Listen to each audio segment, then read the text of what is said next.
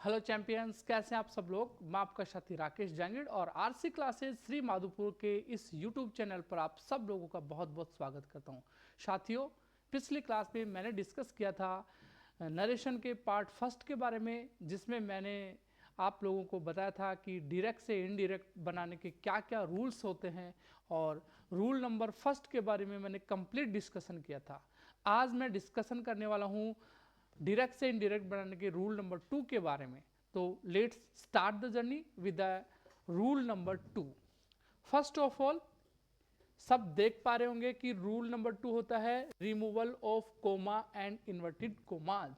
यदि सेंटेंस में कोमा और इन्वर्टेड कोमाज होते हैं तो इस कोमा इन्वर्टेड कोमा को हटाकर इसकी जगह डायरेक्ट से इनडायरेक्ट बनाते समय क्या लगाया जाता है, इसके बारे में अपन चर्चा करने वाले हैं कि डायरेक्ट से इनडायरेक्ट बनाते समय रूल नंबर 2 में क्या चेंज करते हैं, किसकी जगह क्या लगाते हैं।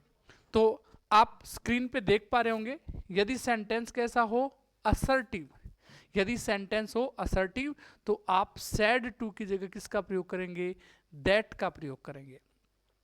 बात नंबर 2, यदि सेंटेंस कैसा हो इंटेरोगेटिव, और इंटेरोगेटिव सेंटेंस 2 टाइप से स्टार्ट होता है, started with helping verb, started with WH word. यदि सेंटेंस हेल्पिंग वर्ब से स्टार्ट हो रहा है तो आप जोड़ने के लिए इफ या वेदर का प्रयोग करेंगे, लेकिन सेंटेंस यदि किससे स्टार्ट हो रहा है WH वर्ड से, तो आप भी जोड़ने के लिए इन्वर्टेड कोमा को हटाकर WH वर्ड का प्रयोग करेंगे।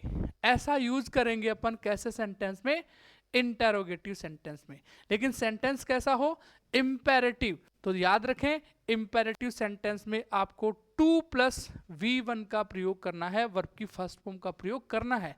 लेकिन इंपेरेटिव सेंटेंस यदि लेट और लेट से स्टार्ट हो तो आपको प्रयोग करना है किसका, दैट का। यदि किससे स्टार्ट हो लेट्स से तो आपको लगाना है क्या, दैट। और यदि सेंटेंस कैसा हो ऑप्टेटिव हो, वो सेंटेंस जिसकी शुरुआत किससे हो मे या माइट से, एक्सक्लेमेटरी सेंटेंस हो, ये मार्क हो, तो आपको जोड़ने के लिए किसका प्रयोग करना है, दैट का। और अंतिम बात देखें, यदि सेंटेंस कैसा हो एक्सक्लेमेटरी हो, ऑप्टेटिव नहीं हो, एक्सक्लेमेटरी सेंटेंस हो, तो भी दैट का प्रयोग किया जाता है। तो चैम्प्स अच्छे से समझ आ ही गया होगा कि रूल नंबर 2 क्या है, इसके क्या क्या चेंजेस होते हैं। तो यहाँ पे बताया गया है कि रूल नंबर 2 में यदि असर्टिव सेंटेंस हो तो दैट लगाएं, असर्टिव सेंटेंस हो तो क्या लगाएं, दैट लगाएं। सेंटेंस यदि इंटेरोगेटिव हो, HV से स्टार्ट हो तो इफ और वेदर लगाएं, WH से स्टार्ट हो तो WH वर्ड लगाएं। यदि सेंटेंस इंपेरेटिव हो तो 2+V1 का प्रयोग करें। इंपेरेटिव सेंटेंस ही यदि किससे स्टार्ट हो लेट्स से तो आप दैट का प्रयोग करें, ऑप्टेटिव में दैट लगाएं और एक्सक्लेमेटरी में भी दैट लगाएं। ये था आपको समझाया गया कि रूल नंबर 2 में इन्वर्टेड कोमा को हटाकर क्या क्या लगाया जाता है। अब अपन डिस्कस करेंगे अगले रूल के बारे में, और अगला रूल है चेंज इनटू प्रोनाउन। और यहाँ से नरेशन की जो मेन जर्नी है, मुख्य जो भूमिका है या मुख्य यात्रा है वो स्टार्ट होती है। यहाँ से आपको सेंटेंस में एरर देखने को मिल सकता है। एरर क्या क्या हो सकता है वो अपन देखेंगे कि सेंटेंस में क्या क्या एरर हो सकता है। यदि सेंटेंस कैसा हो सबसे पहले rule number 3 change into pronoun, कि प्रोनाउन बदलते समय क्या क्या चेंज होते हैं, प्रोनाउन में कैसे चेंज होते हैं, और उनमें कैसे अपन डायरेक्ट से इनडायरेक्ट बनाने के लिए रूल्स को यूज कर सकते हैं। तो सबसे पहले प्रोनाउन चेंज करते समय एक बार ये फॉर्मूला सब लोगों को पता होना चाहिए। फॉर्मूला लिखा हुआ है SON/1 2 3। एस बोले तो सब्जेक्ट, ओ बोले तो ऑब्जेक्ट, एन बोले तो नो चेंज, आगे है एक बोले तो फर्स्ट पर्सन यानी आई और वी, 2 बोले तो सेकंड पर्सन बोले तो यू, और 3 बोले तो नेम यानी नाउन ही सी इट और दे। फर्स्ट पर्सन में आई और वी होता है, सेकंड पर्सन में यू होता है, और थर्ड पर्सन में होता है ही सी इट दे और नेम। तो आपको कैसे क्या चेंज करना है, इस फॉर्मूले को यूज करना है। यदि इन्वर्टेड कोमा के अंदर कौन सा पर्सन हो, फर्स्ट पर्सन हो। इन्वर्टेड कोमा के अंदर कौन सा पर्सन हो, फर्स्ट पर्सन हो, तो वो किसके अनुसार चेंज होगा, सब्जेक्ट के अनुसार चेंज होगा, सब्जेक्ट के अनुसार। और यदि सेकंड पर्सन हो, यू हो, तो वो ऑब्जेक्ट के अनुसार चेंज होगा। और यदि वो थर्ड पर्सन है, ही सी इट दे है, तो उसमें कोई चेंज नहीं होगा। ये था प्रोनाउन बदलने का फॉर्मूला कि डायरेक्ट से इनडायरेक्ट बनाते समय प्रोनाउन को कैसे चेंज करते हैं। तो चैम्स, यदि प्रोनाउन बदलना है तो सबसे पहले आपको ये फॉर्मूला याद होना चाहिए। प्रोनाउन बदलने का फॉर्मूला क्या है, रिकैपिचुलेट करते हैं, दोहरान करते हैं कि प्रोनाउन बदलने का जो फॉर्मूला है वो है SON/1 2 3।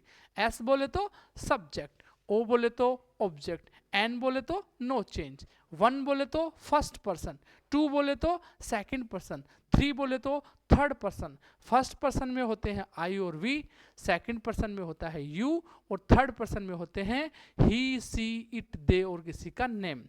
यदि फर्स्ट पर्सन है तो वो सब्जेक्ट के अनुसार चेंज होगा, यदि सेकंड पर्सन है तो वो ऑब्जेक्ट के अनुसार चेंज होगा, और यदि वो थर्ड पर्सन है वहाँ तो आपको उसको नो चेंज रखना पड़ेगा, उसमें कोई चेंज नहीं करना है। तो ये था प्रोनाउन बदलने का फॉर्मूला और rule number 3, change into pronoun.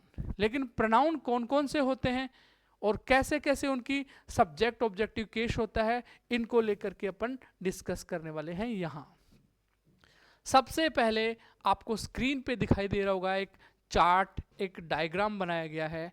Chart के माध्यम से अपन समझेंगे कि फर्स्ट पर्सन आई और वी होते हैं, उनकी फैमिली के कौन कौन मेंबर होते हैं, यानी उसका सब्जेक्टिव, ऑब्जेक्टिव, पजेजिव, रिफ्लेक्सिव और पजेजिव प्रोनाउन या पजेजिव एडजेक्टिव कौन कौन होते हैं, इनके बारे में यहाँ से जानेंगे। सबसे पहले स्क्रीन पे देख पा रहे होंगे पर्सनल प्रोनाउन है, उनका क्या लिखा है, डिक्लिनेशन, यानी उनका वर्गीकरण कैसे किया गया है, डिक्लिनेशन कैसे किया गया है। यहाँ इस वाली तरफ लिखा गया है केस, यानी इस तरफ केस लिखे गए। कौन सा केस है, subjective, subject, objective, objective case, object, possessive adjective. Possessive adjective का मतलब जो अपने बाद में नाउन लेंगे, पजेजिव एडजेक्टिव। इधर दे रखा है पजेजिव प्रोनाउन जो अपने बाद नाउन नहीं लेंगे, और लास्ट में दे रखा है क्या, लास्ट में दे रखा है आपका रिफ्लेक्सिव केस। तो आई का फर्स्ट पर्सन का इधर दे रखे person, first person, first person का सब्जेक्टिव और सब्जेक्टिव का दूसरा नाम होता है नॉमिनेटिव केस, कौन सा होता है। तो फर्स्ट पर्सन कौन कौन होते हैं, फर्स्ट पर्सन होते हैं आई और वी, और ये दोनों के दोनों कौन से केस में हैं, सब्जेक्टिव केस में।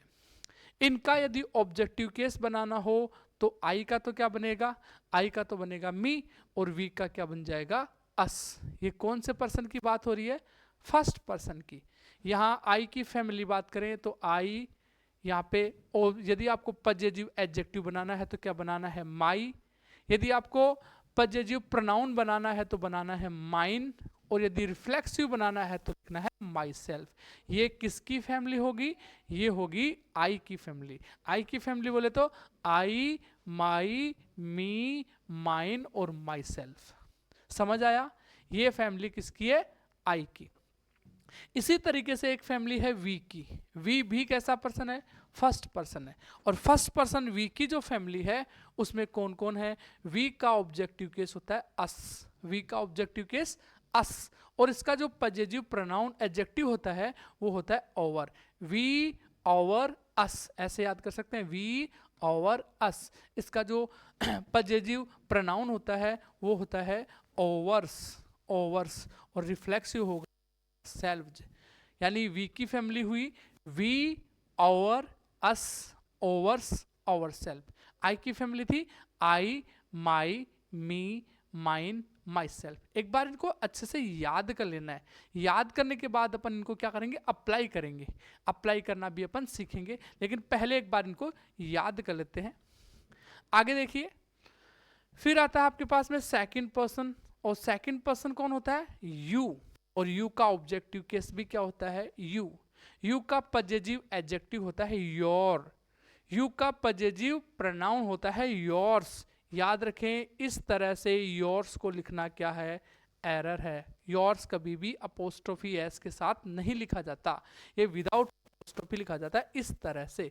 और यू का जो रिफ्लेक्सिव केस है वो है योर सेल्फ और योर सेल्व्स। यदि प्लूरल के फॉर्म में होगा, प्लूरल फॉर्म में होगा तो योर सेल्व्स होगा, और यदि यू को सिंगुलर फॉर्म में माना जाए तो योर सेल्फ होगा। ये थी आपकी यू की फैमिली। तो एक बार रिकैपिचुलेट करें, दोहरान करें। यू की फैमिली है you, your, you, yours, your self या योर सेल्व्स। ये थी फर्स्ट पर्सन और सेकंड पर्सन की फैमिली। आपको याद रखना है, इस तरह से याद करना है, बार बार रिपीट करना है एक बार कि आई की family I, my, me, mine, myself. We की family we, our, us, ours, ourself. You की family you, your, you, yours और योर सेल्फ और योर सेल्व्स। अब अपन चर्चा करते हैं कौन से पर्सन की, थर्ड पर्सन की। और थर्ड पर्सन का जो फैमिली है वो यहाँ लिखी गई है। थर्ड पर्सन की फैमिली आप बोर्ड पे देख पा रहे होंगे। थर्ड पर्सन में सबसे पहले कौन आता है, ही, फिर सी, फिर इट और फिर दे। ही, सी, इट ये कैसे होते हैं, सिंगुलर, और दे कैसा होता है, प्लूरल। ही की फैमिली की बात करें तो ही की फैमिली होगी ही, हिज। ये कौन सा केस हुआ, पजेसिव एडजेक्टिव। और ये कौन सा केस हुआ, ऑब्जेक्टिव। ये कौन सा केस हुआ, सब्जेक्टिव। ये है पजेसिव प्रोनाउन और ये हो जाएगा रिफ्लेक्सिव। यानी याद रखना आपको, ही की फैमिली होगी he, his, him, his, himself. याद रखें, he, his, him, his, himself. She की फैमिली होगी she, her, her, hers, herself. She, her, hers, herself. It की family it, its, it, it, its, it. और यहाँ पे इसकी कोई फैमिली में कोई मेंबर नहीं होता, यानी इट का कौन सा केस नहीं होता, पजेसिव प्रोनाउन नहीं बनता, और इट का रिफ्लेक्सिव बनेगा इटसेल्फ। और लास्ट में आया अपने पास में दे की फैमिली में, तो दे का ऑब्जेक्टिव केस क्या होगा, देम। दे का पजेसिव एडजेक्टिव होगा देयर, और पजेसिव प्रोनाउन होगा देयर्स, रिफ्लेक्सिव होगा देमसेल्व्स। तो इस तरह से आप दे की फैमिली याद करेंगे, दे, देयर, देम, देयर्स, देमसेल्व्स। यदि ही की फैमिली याद करनी हो तो ही, हिज, हिम, हिज, हिमसेल्फ। सी का सी, her, her, hers, herself. It का it, its, it, its, it, फिर कोई नहीं ब्लैंक और इटसेल्फ। और दे का क्या होने वाला है, दे का होने वाला है दे, देयर, देम, देयर्स, देमसेल्व्स। अभी के लिए एक बार आपको उस पूरे डायग्राम को अच्छे से याद कर लेना है, क्योंकि इसका अप्लाई अभी होने वाला है। अप्लाई हो उससे पहले आपको ये डायग्राम अच्छे से याद हो जाना चाहिए। ये जो रूल था वो रूल नंबर कितना था, रूल नंबर 3 था, change into pronoun. Pronoun change करने का फॉर्मूला होता है SON अपॉन 1 2 3। एस बोले तो सब्जेक्ट, ओ बोले तो ऑब्जेक्ट, एन बोले तो नो चेंज, फर्स्ट बोले तो फर्स्ट पर्सन, सेकंड बोले तो सेकंड पर्सन, थर्ड बोले तो थर्ड पर्सन। फर्स्ट पर्सन कौन होते हैं, आई और वी, सेकंड पर्सन यू, और थर्ड पर्सन होते हैं ही, सी, इट, दे और नेम। आपको कोई फैमिली पूछे कि आई की फैमिली बताइए, तो आपको फटाफट बताना है I, my, me, mine, myself. We की family we, our, us, ours, ourselves, ourselves, ठीक है। यू की family you, your, you, yours, yourself और योर सेल्व्स। ही की family he, his, him, his, himself. She की family she, her, hers, herself. It, its, it, blank, itself. And they, their, them, theirs and themselves. This is the rule number 3, change into pronoun. And now we shall discuss about the rule number 4. Rule number 4 is here. This rule is the soul of narration. इसको narration का soul कहा जाता है, और जिस बंदे को, जिस स्टूडेंट को ये रूल याद हो गया वो आराम से नरेशन बना सकता है, डायरेक्ट से इनडायरेक्ट नरेशन बना सकता है। चलिए स्टार्ट करते हैं, यहाँ पे स्टार्ट करते हैं आगे कि डायरेक्ट से इनडायरेक्ट बनाते समय टेंस में कैसे चेंज करते हैं। यदि दिस स्टूडेंट को स्टार्टिंग के rule number first, second, third, fourth, fifth याद हो गए, यानी क्लास नरेशन की क्लास फर्स्ट और नरेशन की क्लास सेकंड याद होगी, वो बंदा आराम से नरेशन क्लियरली बना सकता है, बिना किसी रुकावट के नरेशन के क्वेश्चन सॉल्व कर सकता है। तो जो लोग भी अभी चैनल पे नए हैं वो पार्ट फर्स्ट को देखें और पार्ट फर्स्ट को देख करके आप जज करें कि डायरेक्ट से इनडायरेक्ट बनाने के रूल्स क्या क्या हैं, और रूल नंबर फर्स्ट था उसका पूरा वहाँ पे एक्सप्लेनेशन किया गया है, उसको भी अच्छे से देखें और बने रहिए पार्ट 2 में। जो लोग अभी चैनल पे नए हैं वो आरसी क्लासेस श्री माधोपुर के इस चैनल को सब्सक्राइब जरूर कर लें, जिससे कि लेटेस्ट इन्फॉर्मेशन और विविध प्रकार की इन्फॉर्मेशन या वैरायटीज ऑफ इन्फॉर्मेशन आपको अवेलेबल हो पाए, वो भी without any cost. So this is a humble request to my dear viewers, please subscribe this channel. यहाँ पे अपन यूज कर रहे हैं रूल नंबर 4 का, चेंज इनटू टेंस, कि टेंस कैसे बने। आपने चेंज इनटू वर्ब तो वॉइस में भी सीखा था, लेकिन वहां पर वॉइस में डायरेक्ट से इनडायरेक्ट बनाने में और ये जो वर्ब का पैटर्न होता है वो बड़ा डिफरेंट होता है। वॉइस में आपने देखा था कि पहले वाले टेंस को आपने बदल दिया था उससे नीचे वाले टेंस में 2 नंबर में, डू डज को आपने बदला था इज आर एम में, लेकिन यहाँ ऐसा नहीं होने वाला है। यहाँ का पैटर्न थोड़ा सा अलग होने वाला है, डिफरेंट होने वाला है। तो देखिए पैटर्न डिफरेंट है, वो क्या है, कैसे है। यहां देखिए आप सबसे पहले, यदि आपको डायरेक्ट नरेशन में ये वाला पैटर्न दिखाई दे, क्या क्या दिखाई दे, वर्ब की फर्स्ट फॉर्म, वर्ब की फर्स्ट फॉर्म के साथ एस या ई एस, या क्या दिखाई दे, डू और डज के साथ में वर्ब की फर्स्ट फॉर्म। तो क्लियरली याद रखें, इसको आपको बदलना है वर्ब की कौन सी फॉर्म में, सेकंड फॉर्म में। ये जो रूल है अभी जो पढ़ रहे हैं टेंस को बदलने का, ये सबसे इंपॉर्टेंट है।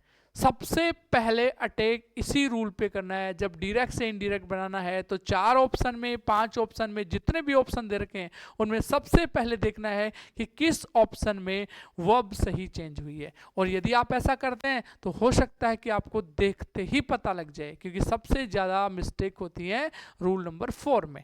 तो आइए चर्चा करते हैं एक बार फिर से, अपन सब लोग मिलकर के याद करते हैं कि डायरेक्ट से इनडायरेक्ट बनाने के लिए वर्ब को कैसे चेंज करते हैं। How to change tense into direct into indirect narration.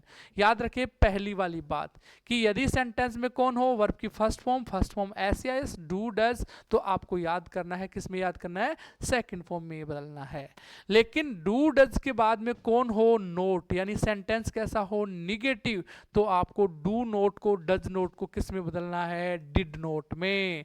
और डिड नोट के बाद में वर्ब की कौन सी फॉर्म लगाएंगे, फर्स्ट फॉर्म। ये बात आप अच्छे से याद करना, क्योंकि ये बात बहुत बार मैनी टाइप की मिस्टेक्स लेकर के आती है। बहुत सारे स्टूडेंट इस क्वेश्चन को लेकर के मिस्टेक करते हैं, इस आंसर को लेकर के मिस्टेक करते हैं। तो I suggest all of my dear students, all of my dear learners, please aware this information. ये इंफॉर्मेशन यही है कि वर्ब की फर्स्ट फॉर्म एस या एस, डू डज को तो अपन चेंज करते हैं सेकंड फॉर्म में, लेकिन डू डज के साथ में यदि कौन हो, नॉट हो, तो आपको इसको चेंज करना है डिड नॉट प्लस वर्ब की फर्स्ट फॉर्म में। आगे की बात है, इज आर एम को किस में बदलते हैं, तो ये तो बहुत बार आपने नरेशन में वॉइस में मिस्टेक की थी। इज आर एम को आपने इज आर एम को वॉजवर में बदला था, लेकिन वॉइस में इज आर एम को इज आर एम बीइंग में, और नरेशन में इज आर एम को किस में बदला जाता है, वॉजवर में बदला जाता है।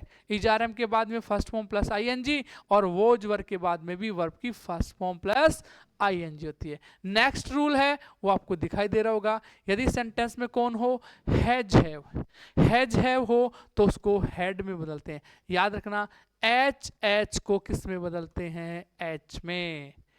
डी को किस में बदलते हैं, डी को, यानी डी को बदलते हैं डी में जब नोट हो तब।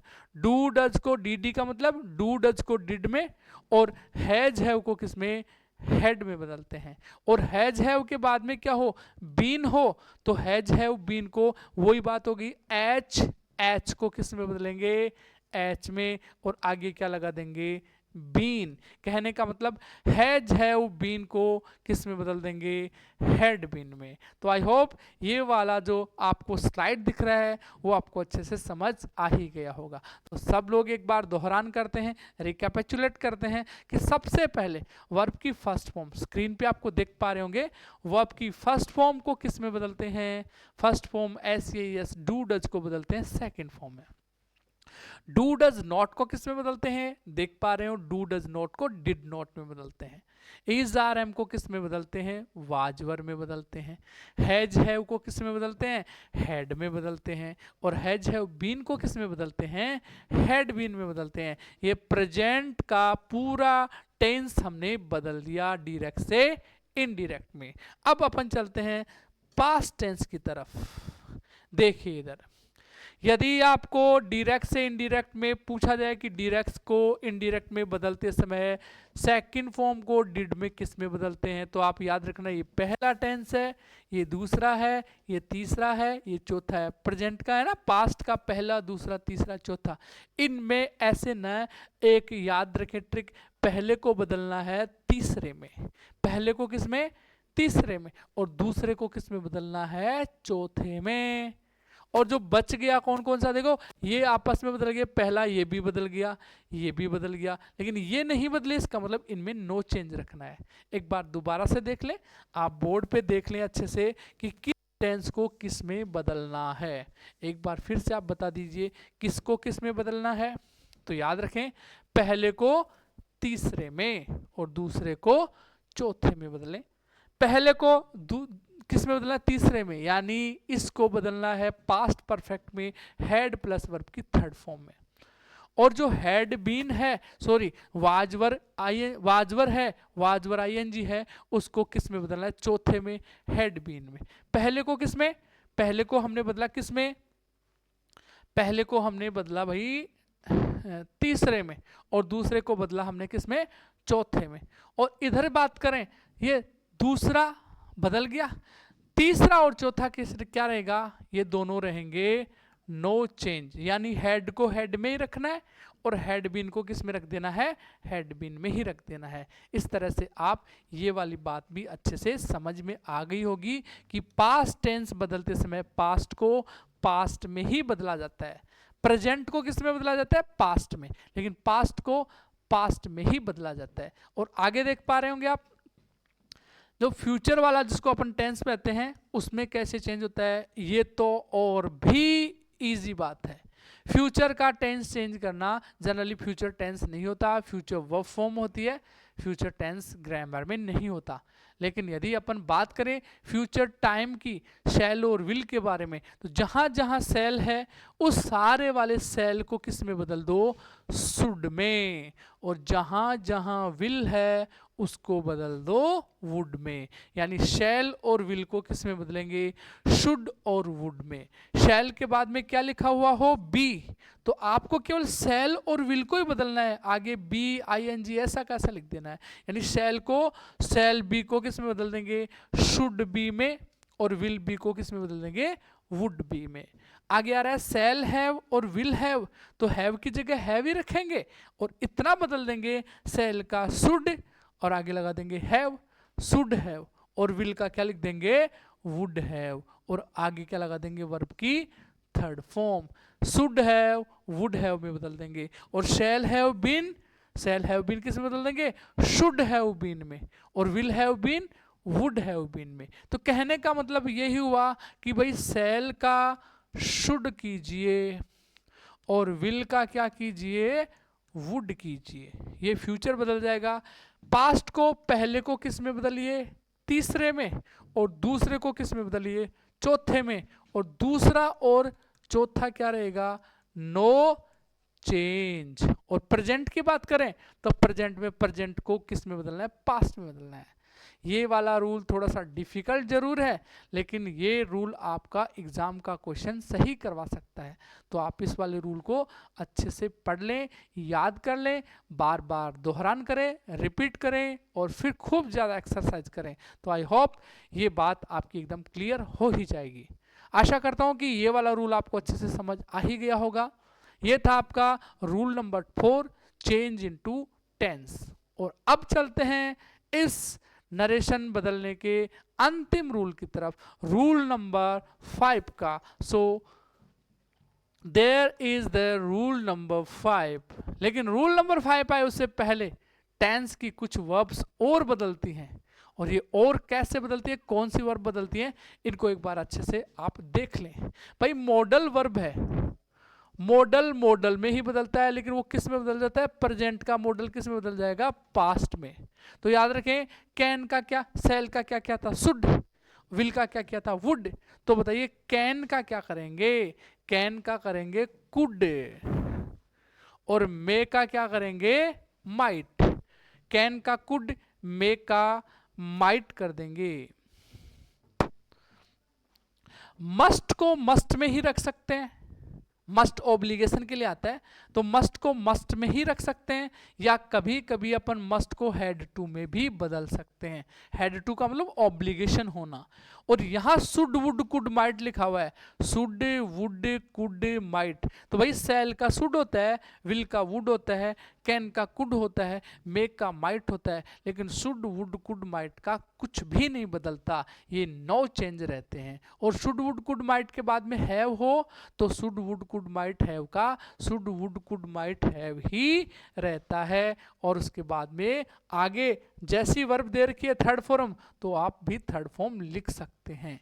ये थे आपके डायरेक्ट से इनडायरेक्ट बदलने का रूल नंबर 4, टेंस में कैसे चेंज करें। और अब चलते हैं अपन अगले पड़ाव की तरफ, एक अगली स्लाइड की तरफ, अगले रूल की तरफ, जो आपके लिए बहुत ही आसान है, जिस रूल के बारे में आपने बहुत समय पहले याद कर लिया होगा कि डायरेक्ट से इनडायरेक्ट बनाते समय एडवर्बियल्स में और डिटर्मिनर में क्या क्या चेंज करते हैं और कैसे कैसे चेंज करते हैं। तो माय डियर चैम्प्स, यहाँ दे रखा है एक स्लाइड जिसमें आप डायरेक्ट से इनडायरेक्ट बनाते समय इस वाले फॉर्म को इस वाले फॉर्म में चेंज करेंगे, और इनडायरेक्ट से डायरेक्ट बनाते समय इस वाले फॉर्म को इस वाले फॉर्म में चेंज करेंगे। यानी रेसिप्रोकल भी अपन यूज कर सकते हैं। रेसिप्रोकल टाइप से एक दूसरे के विपरीत भी रूल होते हैं। इनडायरेक्ट से बनाते समय डायरेक्ट, तो आपको इसको इसमें बदलना पड़ेगा।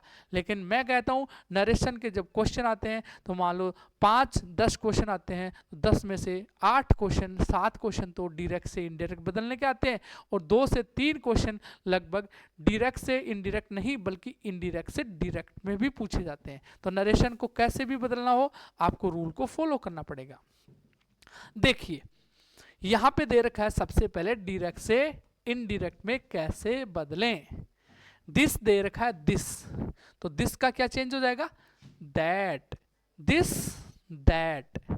दीज का क्या हो जाएगा, those, this that these those. ये मैंने यहाँ पे 2 वर्ड लिखे हैं, एक तो एडवर्बियल्स और एक क्या लिखे हैं, डिटर्मिनर्स। डिटर्मिनर्स वो वर्ड होते हैं जो नाउन के पहले आते हैं और उसके मीनिंग को डिटरमाइन करते हैं, यानी नाउन से पहले आएंगे। तो इनमें डिटर्मिनर जो है ना, वो केवल और केवल 2 ही दे रखे हैं इस तरफ, कौन, दिस और दीज। तो इन दोनों डिटर्मिनर को अपन किस में चेंज कर देंगे, दैट और दोज में। सिंगुलर है तो सिंगुलर बनाइए, प्लूरल है तो प्लूरल बनाइए। तो एक बार फिर से दोहरान कीजिए, दिस को किस में बदलते हैं, दैट में, और दीज को किस में बदलते हैं, दोज में। This that these those. अब अपन बात करते हैं आगे की। हियर, नाउ, अगो, ये सारे के सारे वर्ड क्या है, एडवर्बियल्स। और एडवर्बियल्स से कैसे चेंज करेंगे, याद रखें, हियर का क्या होगा, हियर का होगा दियर, हियर दियर। नाउ का होगा then, now then, here there now then. Ago का होगा बिफोर, अगो का क्या होगा, बिफोर। यस्टरडे बहुत बार आता है, यस्टरडे का होगा the previous day, yesterday the previous day, yesterday previous day। today, today का होगा that day, today का क्या होगा, that day। और आगे दे रखा है tomorrow, tomorrow का क्या होगा, the next day।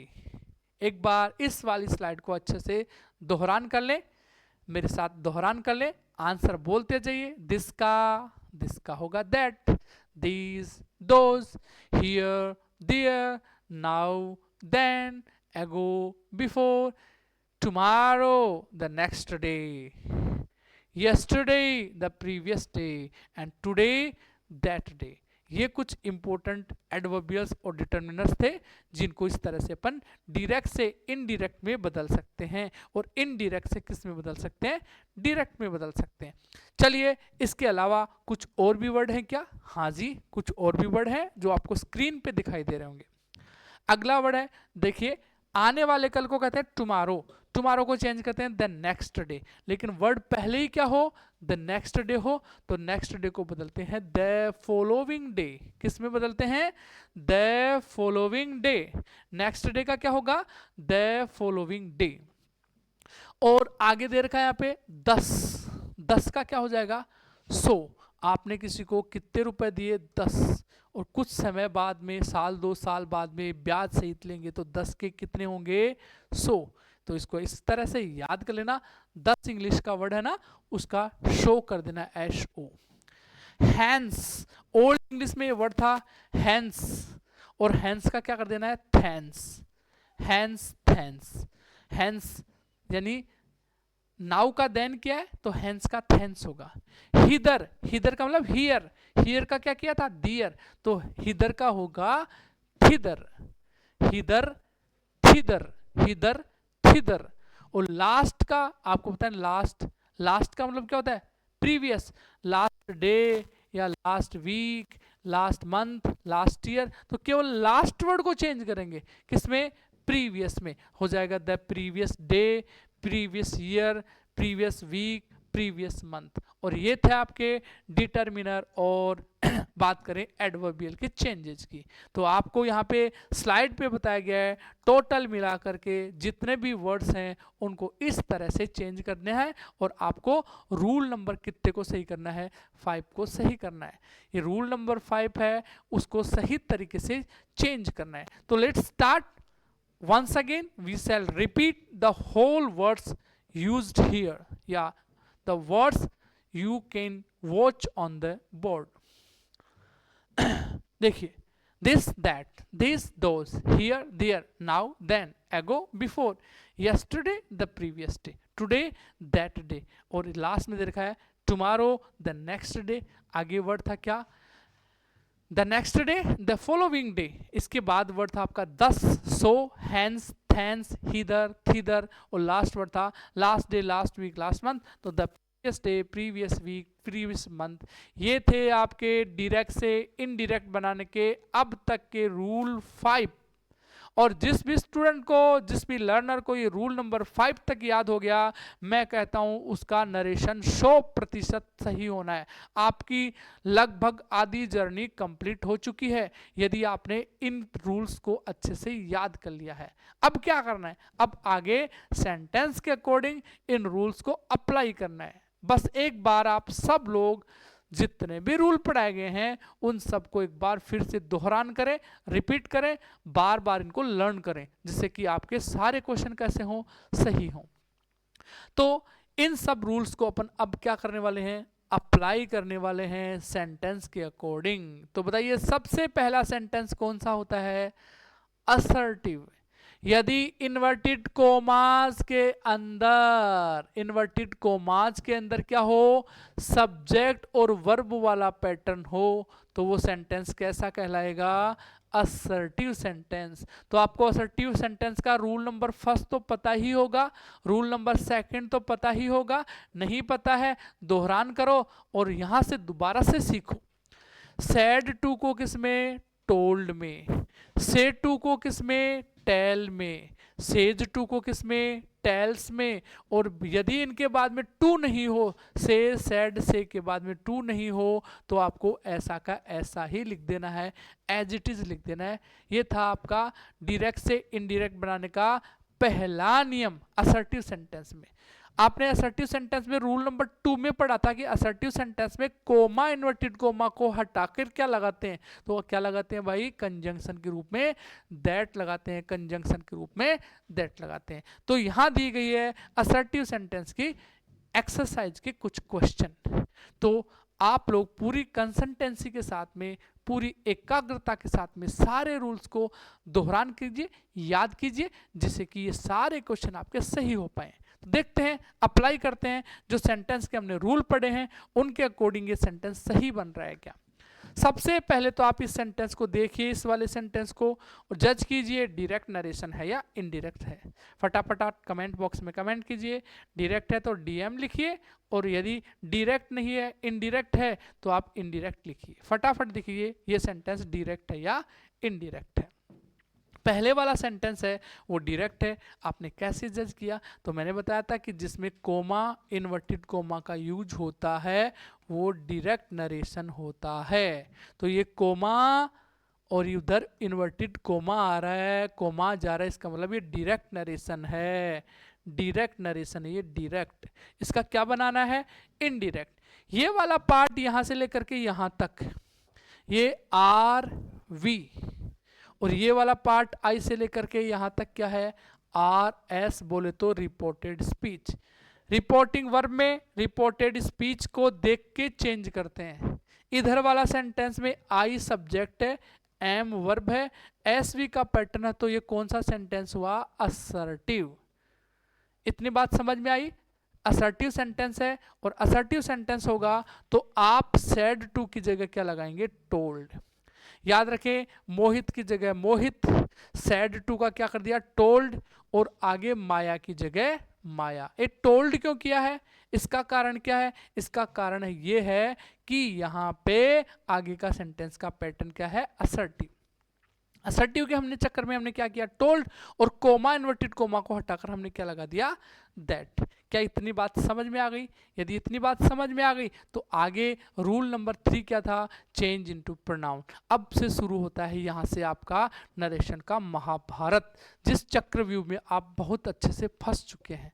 बताइए, प्रोनाउन बदलने का रूल नंबर 3 का फॉर्मूला क्या था, प्रोनाउन बदलने का फॉर्मूला। अब वो सारी बातें आपके माइंड में आनी चाहिए कि प्रोनाउन बदलने का फॉर्मूला ये था, और इस प्रोनाउन की फैमिली के मेंबर्स ये थे। आपको ये बात याद रहेगी, तभी आपको आगे की प्रोसेस आएगी। तो आप फटाफट बताइए, प्रोनाउन बदलने का फॉर्मूला क्या है, SON अपॉन 3। क्या है, SON अपॉन 1 2 3। यहां देखिए, यहां पे यहां आई आया है। आई कौन सा पर्सन, फटाफट कीजिए, बताइए आई कौन सा पर्सन। आई भाई इन सब में से कौन सा है, फर्स्ट है, फर्स्ट पर्सन है। किसके अनुसार बदलेगा, सब्जेक्ट के अनुसार। और सब्जेक्ट किसका देखना पड़ेगा, रिपोर्टिंग वर्ब का। एक बार मैं सब चीजों को मिटा देता हूं आपको अच्छे से समझाने के लिए। एक बार दोबारा से इनको समझाने के लिए मैं मिटा देता हूं जी। देखिए अच्छे से, सब चीजें अच्छे से देखेंगे दोबारा से। यहां मैंने दोबारा से लिख दिया, प्रोनाउन बदलने का क्या लिख दिया, फॉर्मूला SON अपॉन 1 2 3। सबसे बड़ा महाभारत यही है। टेंस चेंज करना आराम से याद हो सकता है, एडवर्बियल डिटर्मिनर करना भी अच्छे से याद हो सकता है, लेकिन ज़्यादा दिक्कत जहां आने वाली है वो आपका rule number 3, change to pronoun. लेकिन एक बार जिसको अच्छे से याद हो गया, उसको हर क्वेश्चन को सोल्व करने में बहुत हेल्पफुल रहेगा, मददगार रहेगा। तो देखते हैं, सबसे पहले सेंटेंस कैसा है, असर्टिव। इसका पता पर कैसे लगा, एसवी पैटर्न से। एसवी पैटर्न है। यहां कौन आया, फर्स्ट पर्सन। फर्स्ट पर्सन किसके अनुसार बदलता है जी, सब्जेक्ट के अनुसार। अजी सब्जेक्ट कौन है इस सेंटेंस में, मोहित तो क्या है, सब्जेक्ट, और माया क्या है, ऑब्जेक्ट। मोहित सब्जेक्ट है, इसलिए फर्स्ट पर्सन को किसके अनुसार बदलना पड़ेगा, सब्जेक्ट के अनुसार। सब्जेक्ट कौन है, मोहित, तो मोहित की जगह इसका प्रोनाउन लगाएंगे। यहां कौन से केस में है ये, सब्जेक्टिव में, तो इस मोहित का प्रोनाउन कौन होगा, ही, और ही का सब्जेक्टिव केस क्या होगा जी, ही होगा। इसलिए हमने यहाँ पे आई की जगह क्या लगा दिया, ही। बहुत सारे स्टूडेंट को ये बात शुरू में समझ में नहीं आती है, लेकिन प्रैक्टिस मैक्स मैन परफेक्ट, करत करत अभ्यास के जड़ मत होत सुदान, रसरी आवत जात से सिल पर पड़त निशान। डियर स्टूडेंट्स, बार बार प्रैक्टिस करने से सब चीज़ें सोल्व हो जाती हैं। तो देखिए, आप रूल को रिवाइज कीजिए, बार बार पढ़िए, देखिए। आई फर्स्ट पर्सन है, सब्जेक्ट के अनुसार, मोहित के अनुसार हमने क्या लिख दिया है, ही लिख दिया है। अब आगे की बात बताइए, इज आर एम टेंस आ गया, तो अभी आपको स्लाइड पे बताया गया था इज आर एम को किस में बदलते हैं, इज आर एम को वोज वर्ब में बदलते हैं। ही सिंगुलर है, ही सिंगुलर है, तो ही के अनुसार वोज वर्ब में से क्या आएगा, वोज। इज आर एम के बाद में I N G, was verb के बाद में भी आईएनजी, तो ही वाज गोइंग कर देंगे। आगे to the market, to the market कोई चेंज नहीं हुआ। और लास्ट में आपको क्या बताया था, नाउ, अभी आपको पढ़ाया था नाउ को किस में बदलते हैं, नाउ को बदलते हैं हम किस में, देन में। नाउ का आंसर क्या हो जाता है, देन, इसलिए यहाँ पे नाउ की जगह हमने क्या कर दिया, देन। एक ऑप्शन में THAN होगा, एक ऑप्शन में कंफ्यूज करने के लिए THEON होगा, तो आप भ्रमित बिल्कुल ना हो। नाउ की जगह क्या लगाना है, देन। देन की स्पेलिंग क्या करनी है, THEN, this one is the right answer. Then is an adverbial and then is a word use for comparison, और देन का प्रयोग किसके लिए होता है, कंपैरिजन के लिए ही होता है। तो इस तरह से आपने अभी के लिए केवल एक क्वेश्चन सोल्व किया है, और आपके लिए ले आया हूं मैं ऐसे खूब सारे क्वेश्चंस। क्वेश्चन नंबर फर्स्ट को सोल्व करने के बाद में अपन सोल्व करते हैं क्वेश्चन नंबर सेकंड को। देख लीजिए, पढ़ लीजिए, समझ लीजिए। यहाँ पे आंसर लिखे हुए हैं, लेकिन ये आंसर बने कैसे हैं, इसके लिए आपको थोड़ी मेहनत करनी पड़ेगी। पुरानी बातों को अभी जो पढ़ाया गया है आज वाली क्लास में और जो कल वाली क्लास में जो चीज़ें पढ़ाई गई हैं उनका दोहरान करना पड़ेगा। वो सारी चीज़ें आपके माइंड में सेट होंगी, तब जा कर के ये आंसर बनने वाला है। देखिए इधर, सी सेड टू मी, ये रिपोर्टिंग वर्ब है, ये रिपोर्टेड स्पीच है। सी की जगह सी, इस वाले पार्ट में केवल एक ही चेंज करते हैं, सेड टू की जगह क्या लिख दिया हमने, टोल्ड। सेंटेंस कैसा है, असर्टिव, क्योंकि ये क्या है, एस और ये क्या है, वी। सब्जेक्ट और वर्ब का पैटर्न है, असर्टिव सेंटेंस है, सेड टू की जगह क्या होता है, पढ़ा था, टोल्ड होता है। कंजंक्शन कोमा, इन्वर्टेड कोमा को हटा के लगा दिया क्या, दैट। ये भी समझ में आ गया। अब आगे चलते हैं, यू कौन सा पर्सन है, यू, ये कौन सा पर्सन है, सेकंड पर्सन है। तो आपको फॉर्मूले में सेकंड पर्सन किसके सामने होता है, ऑब्जेक्ट, याद है ना, SON, सेकंड पर्सन किसके अनुसार, ऑब्जेक्ट के अनुसार। और ऑब्जेक्ट कौन है माय डियर चैम्प्स, ऑब्जेक्ट है मी। तो क्या यू की जगह मी लिख दें, यू की जगह मी लिख दें, बिल्कुल नहीं लिखेंगे। यू यहां पे किसका काम कर रहा है, सब्जेक्ट का। तो जिसको बदल रहे हैं उसका भी केस कौन सा होना चाहिए, सब्जेक्टिव।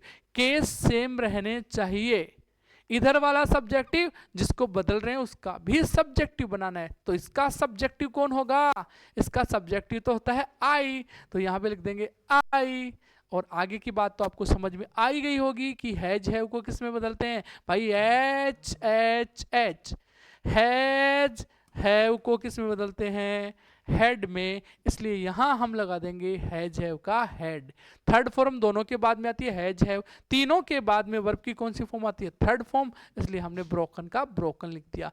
आगे क्या लिखा हुआ है, दिस, अरे भाई ये तो रूल नंबर 5 में पढ़ा था। दिस का क्या करते हैं, दिस का करते हैं दैट। और ब्यूटीफुल कप का ब्यूटीफुल कप, लास्ट में क्या लगा देंगे, फुल स्टॉप।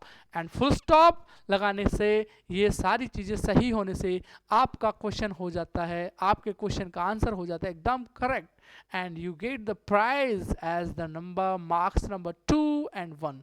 और ऐसा सही करने से आपको 1 या 2 नंबर की प्राप्ति होती है। जितने भी अंक डिसाइडेड होते हैं, मार्क्स डिसाइडेड होते हैं, उतने मार्क्स आपको मिल ही जाते हैं। देखते हैं आगे की बातें में, सेंटेंस नेक्स्ट देखते हैं। You said to Manoj, you said to Manoj, you की जगह यू। आगे का सेंटेंस कैसा है, असर्टिव, इसलिए टोल्ड, मनोज की जगह मनोज। कंजंक्शन के रूप में क्या लगा दिया, दैट। अब आगे की बातें समझ ले। ये कौन है भाई, मोहित। मोहित किसी का क्या है, नाम, नाम यानी नेम। और नेम कौन सा पर्सन होता है, थर्ड पर्सन। और थर्ड पर्सन तो क्या होता है, no change, SON 1 2 3, 3 no change होता है। थर्ड पर्सन क्या होता है, नो चेंज, इसलिए नो चेंज बोले तो मनोज, मोहित की जगह क्या लिख दिया, मोहित लिख दिया। अभी आपको थोड़ी देर पहले बताया था, डू डज को किस में बदलते हैं, सेकंड फॉर्म में। लेकिन डू डज के बाद में कौन हो, नोट। डू डज के बाद में कौन हो, नोट। तो क्या बदला था, डिड नोट, तो हमने क्या लिख दिया, did note. Do does did के बाद में वर्ब की फर्स्ट फॉर्म लाइक का लाइक और आगे केक्स का केक्स, फुल स्टॉप लगा दिया, क्वेश्चन एकदम करेक्ट हो गया। ये था आपका क्वेश्चन नंबर 3। चलो आगे चलते हैं अगले क्वेश्चन की तरफ। अगला क्वेश्चन भी इन्हीं क्वेश्चंस की तरह एकदम डिफिकल्ट नहीं, वेरी इजी होने वाला है। तो keep patience and keep learning through the RC classes Shri Madhopur. This channel is very helpful for all the learners who are preparing for different kind of the competition exams related to the central level and related to the state level. So be hopeful and be patient, keep patience and keep learning through this channel. आगे he said to her you help well, you play well। देखो ही की जगह ही, sad to का assertive sentence है तो told, और हर की जगह क्या हो गया, हर। कंजंक्शन के रूप में क्या आ गया, दैट। कंजंक्शन के रूप में क्या आ गया, दैट। यू कौन सा पर्सन, यू पर्सन है सेकंड। अरे भाई सेकंड पर्सन किसके अनुसार बदलता है, ऑब्जेक्ट के अनुसार। ऑब्जेक्ट कौन है, हर। एक बात कही मैंने कि जो इस केस में होता है अगले को भी उसी केस में रहना पड़ता है। ये कौन सा केस है, तो ये तो कंफ्यूज करने वाला केस है। यू का ऑब्जेक्टिव केस यू भी होता है। तो आपको पता कैसे चलेगा कि यू सब्जेक्ट है या ऑब्जेक्ट है, बताइए कैसे पता लगेगा। मेरे पास तो एक देसी ट्रिक है, उससे पता लग जाएगा कि यू सब्जेक्ट है या ऑब्जेक्ट है। अरे भाई इधर देखिए, प्ले क्या है, वर्ब। वर्ब के पहले कौन आता है भाई, अरे वर्ब के पहले तो कौन आता है, सब्जेक्ट। इसलिए ये कौन से केस में है, सब्जेक्टिव में। और सब्जेक्टिव इसका क्या बनेगा, हर का सब्जेक्ट क्या होगा, हर का सब्जेक्ट होगा सी। सी लिख देंगे। और प्ले वर्ब की कौन सी फॉर्म है, फर्स्ट फॉर्म।